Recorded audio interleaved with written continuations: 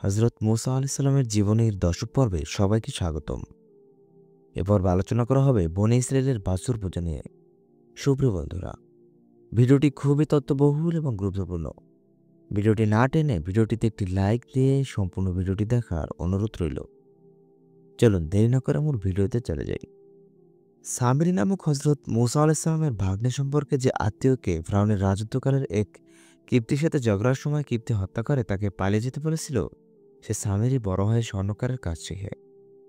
হজরত মুসা আলাইসাল্লামের নীলনদ পার হওয়ার সময় সামিরি তার সঙ্গে ছিল না, সে মিশরে আত্মগোপন করেছিল। হজরত মুসা আলাইসাল্লাম তখন তার ভাই হজরত হারুন আলাইসাল্লামের উপর উম্মতের দেখাশোনার দায়িত্ব অর্পণ করে ৭০ জন সঙ্গী নিয়ে তুর পাহাড়ে চলে যান।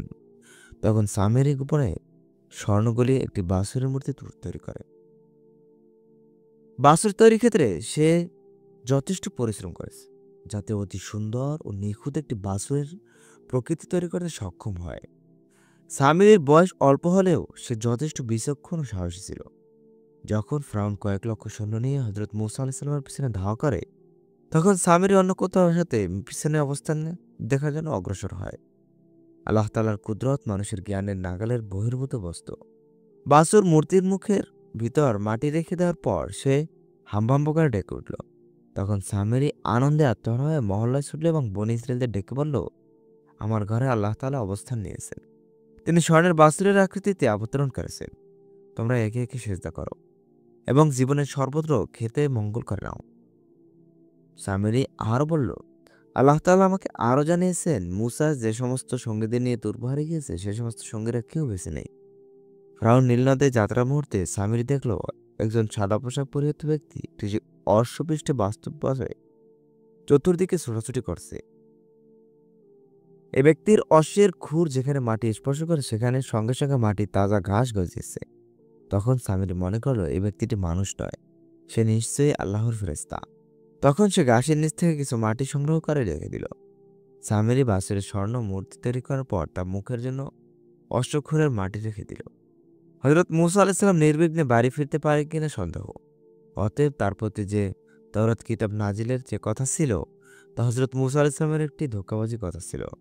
তোমরা শেয়া সাহেব বাড়ির দিকে তাকিয়ে ক্ষতিগ্রস্ত হয় না।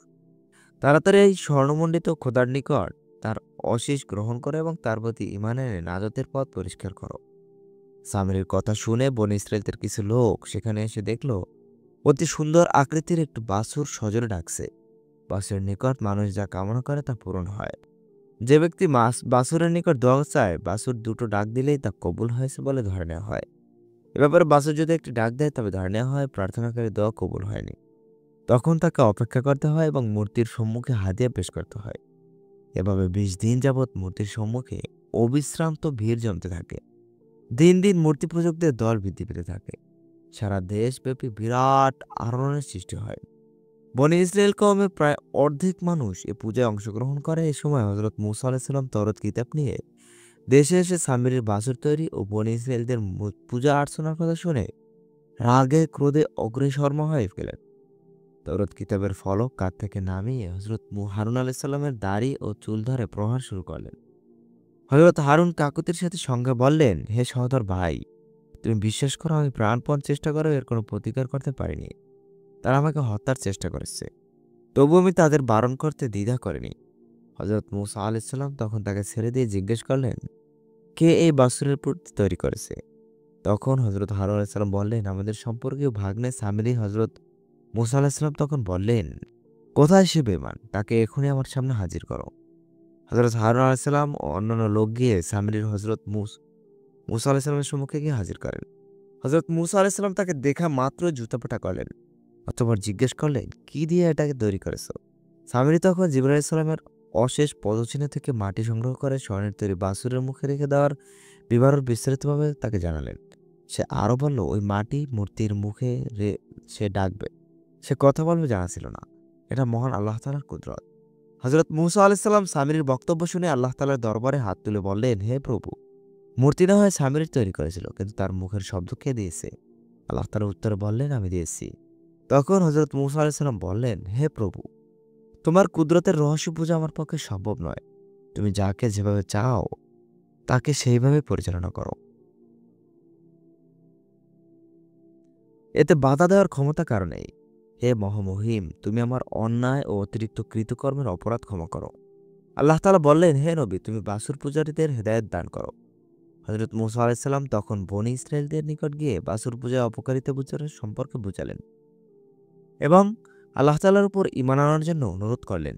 এমনকি তৌরাত কিতাবের উপর আমলের গুরুত্ব ও উপকারিতা সম্পর্কে অনেক বুঝালেন। বনী ইসরাইলরা হযরত মূসা আলাইহিস সালামের কথায় মৌখিকভাবে বাছুর পূজার অন্যায় স্বীকার করে মনে মনে তারা বাছুর পূজার প্রতি আকর্ষণ হয়ে গেল। তখন আল্লাহ তাআলা হযরত মূসা আলাইহিস সালামকে জানিয়ে দিলেন, বনী ইসরাইলদের অপরাধ ক্ষমা করার দুটি পথ আছে। এর মধ্যে যেটি তারা স্বইচ্ছায় গ্রহণ করে তারা ক্ষমা লাভ করতে সক্ষম হবে। প্রথমটি হলো শূন্য অবস্থায় তারা দেশ ত্যাগ করবে, দ্বিতীয়টি হলো তারা অন্ধকার স্থানে শপথ করে তলোয়ার বাজি রেখে একে অপরকে হত্যা করবে। হে নবী, অতি সত্বর আপনার উম্মতের সাথে কথা বলে তবা দুটি পন্থার একটি গ্রহণ করেন এবং বলুন, না হয় সারা দেশব্যাপী আমি গজব নাজিল করব। হযরত মূসা আলাইহিস সালাম আল্লাহ তাআলার আদেশে বনী ইসরাইলের এক জায়গায় ডেকে আনলো এবং আল্লাহ তাআলা ফরমান তাদের নিকট জানিয়ে দিলেন। তখন বনী ইসরাইলের সকল লোকেরা চিন্তায় পড়ে গেলেন। অনেকক্ষণ চিন্তা করার পর তারা চিন্তা করে বললেন, আমাদের দেশ ত্যাগের চাইতে তলোয়ারবাজি উত্তম, আমরা এটা গ্রহণ করব। অতঃপর নবীর আদেশ অনুসারে দুদিন পর তাদের মধ্যে ইমানদাররা ব্যক্তিরা অন্ধকার এক জায়গায় জমা হয়ে উলঙ্গ শরীরে তলোয়ারবাজি আরম্ভ করলেন। কয়েক ঘন্টা তলোয়ারবাজির ফলে ৭০,০০০ বনী ইসরাইল নিহত হয়েছিল। হযরত মূসা আলাইহিস সালাম তখন অস্থির হয়ে পড়েন। আল্লাহ তাআলা তাকে সান্ত্বনা দিয়ে বলেন, যারা নিহত হয়েছে তারা কোনোদিন বেহেশত লাভ করার যোগ্যপাত্র ছিল না। তবে আল্লাহর নির্দেশ পালন করতে গিয়ে তারা প্রাণ দিয়েছে, এখন তাদের জন্য বেহেশতে ওয়াজিব হয়ে গেছে। বাকি যারা এই কত লোক কেতালের জমাতে আদৌ আসেনি, তাওরাত কিতাব পাঠ করতে বলুন, না হয় তাদের প্রতি কঠিন আযাব আসবে। হযরত মূসা আলাইহিস সালামের নির্দেশ অনুসারে বনী ইসরাইলদের আল্লাহ তাআলা জানিয়ে দিলেন। তারা বলল, আমরা তাওরাত কিতাব পড়ব কিন্তু মানব না, আর যদি মানি তাহলে পড়ব না, দুটির কথা আমরা পালন করব। একথা আল্লাহ তাআলা অখুশি হলেন এবং তাদের প্রতি গজবের ব্যবস্থা করলেন। বড় বড় কয়েক হাজার পাহাড় উঠিয়ে তাদেরকে চাপা দিয়ে খতম করা হলো। হযরত জিবরাইল আলাইহিস সালামকে হুকুম দিলেন। হযরত জিবরাইল আলাইহিস সালাম কয়েক হাজার পাহাড় তুলে আকাশ পথে বাতাসের সাহায্যে মিশরে আকাশে এনে দিলেন। তখন চারিদিকে অন্ধকার হয়ে গেল। এ দৃশ্য দেখে বনী ইসরাইলরা ভীত হয়ে পড়ল। তবে তাদের কথা রাখলো। তারা বলল, আমরা যদি তাওরাত পাঠ করি তাহলে মানব না, আর যদি মানি তাহলে পাঠ করব না। হযরত জিবরাইল আলাইহিস সালাম পাথরগুলোকে নিচে নামিয়ে আনলেন। এবার তারা স্পষ্টভাবে পাহাড়গুলো দেখতে পেল। তখন তারা সকলে হযরত মূসা আলাইহিস সালামের নিকট গিয়ে বিপদ মুক্তির জন্য দোয়া প্রার্থনা করল। হযরত মূসা আলাইহিস সালাম বললেন, এবারে গজব শুধু আমার দোয়ার বহির্ভূত হবে না। অতএব তোমরা সকলে সিজদায় পড়ে কান্নাকাটি করে আল্লাহ তাআলার নিকট ক্ষমা প্রার্থনা করো। তখন সকল মানুষ একত্রিত হয়ে মাটিতে কপাল মিশিয়ে আল্লাহর দরবারে কান্নাকাটি করে বলল, হে আল্লাহ, আমি তোমার প্রতি ঈমান এনেছি এবং তোমার প্রেরিত তৌরাত কিতাবের যাবতীয় আদেশ নিষেধ আমরা পালন করব। বনী ইসরাইল অজরের নয়নে কেঁদে কেঁদে মাটি ভিজিয়ে ফেলল।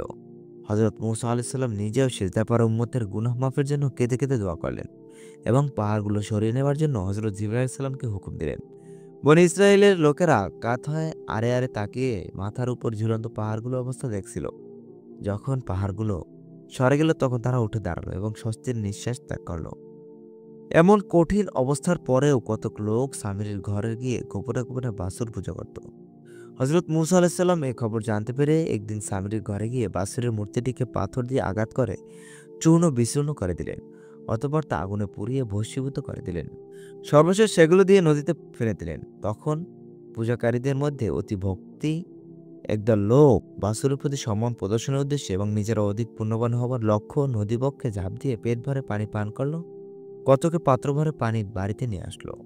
কথিত আছে, বাছুর ভক্তদের যারা নদীতে পানি পান করছিল তারা তীরে ওঠার পরে শরীরের চামড়া ভেদ করে এক প্রকার ফোস্কার ন্যায় পীড়াদায়ক ফোড়া উঠে সমস্ত শরীর ভরে যায় এবং তারা ছটফট করে সকলে মৃত্যুর মুখে পতিত হয়। সুপ্রিয় বন্ধুরা, হযরত মূসা আলাইহিস সালামের জীবনের ১০ম পর্ব এখানেই সমাপ্ত। ১১তম পর্বটি দেখতে চ্যানেলটি সাবস্ক্রাইব করে আমাদের সাথেই থাকুন। আল্লাহ রাব্বুল আলামিন সবাইকে ভালো রাখুন, সুস্থ রাখুন। আসসালামু আলাইকুম ওয়া রাহমাতুল্লাহি ওয়া বারাকাতুহু।